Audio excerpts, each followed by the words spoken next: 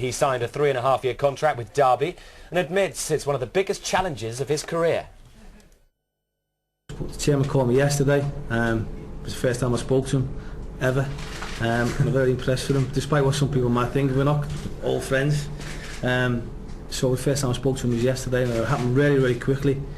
And I'm absolutely delighted and excited to be here. I'm really looking forward to the challenge. Have you been guaranteed money for the squad? I know that unbelievable amount of money. You know, it's just something that, I mean, people always ask about money. You know, and I think at the same time, where we want to move forward, there will be money made available if and when we need to strengthen. Which, you know, people talk about the January window, and you have to strengthen. You have to be careful at times that, you know, who you bring in. So we've sat down and we've spoke about where we're going to look at. Obviously Paul is a standout candidate with regard to managerial experience, both in the Premier League and, if God forbid, in the Championship as well. But it's the Premier League where we are now, and I couldn't think of a better man to lead us into battle on Sunderland. So very delighted. You were linked with two Pauls. Paul Jewell is here now, and Paul Ince, who's at MK Dons. Just how did it play out then in the last couple of days? Well, really, I only got into the detail with Paul yesterday morning, yesterday afternoon, and a final meeting last night. And obviously you're never quite sure that you're going to be able to snare your man, but obviously delighted to have got him. And it's that experience, and it's that know-how, and it's that understanding of the Premier League, which is what I've bought into, and this is why I'm delighted he's sat next to me. I'm not here to make false promises, but if I don't believe it, and the players don't believe it, and supporters don't believe it, well, we've got no chance. It's going to be very, very difficult. I'm a realist.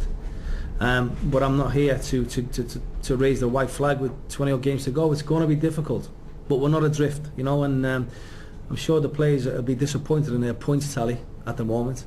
But you know, we've got to work together and try and get out the mess. He's got quite a track record. He took Wigan from the third tier of English football to the Premier League during his 6 years at the helm. His overall record at Wigan shows that he won 127 of his 291 games he was in charge for, drawing 74 and suffering 90 defeats. Paul Jewell made his name as a manager at Bradford at the age of just 33, where he took them up to the Premier League and kept them up.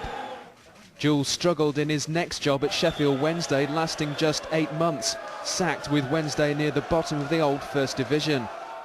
4 months later, Jewell was back, dropping down a division to join Wigan. In only his second season, they'd won the title, amassing 100 points. In 2005, Wigan secured automatic promotion and a place in the Premier League for the first time. If sceptics thought Wigan would be outclassed, they were proved wrong immediately. In their first game against champions Chelsea, Jewell's men were overcome only at the very end. They went on to finish 10th in the league and reached their first ever cup final, even though that League Cup showpiece ended in a 4-0 defeat to Manchester United. But last season saw Wigan in freefall.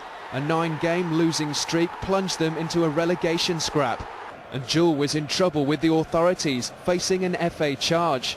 With the drop looming, Wigan chairman Dave Whelan gave Jewell a vote of confidence. Paul Jewell will still be the manager of Wigan Athletic if he wants the job, because he's one of the best managers I've ever worked with. He's honest, he's loyal, he works hard, he tells it as he sees it. He's just got an awful lot of talent.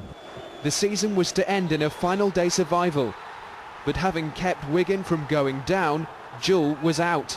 With Billy Davies having left on Monday, Jewell now faces perhaps his biggest challenge yet, keeping bottom place Derby in the Premier League. Jonathan Oakes, Sky Sports.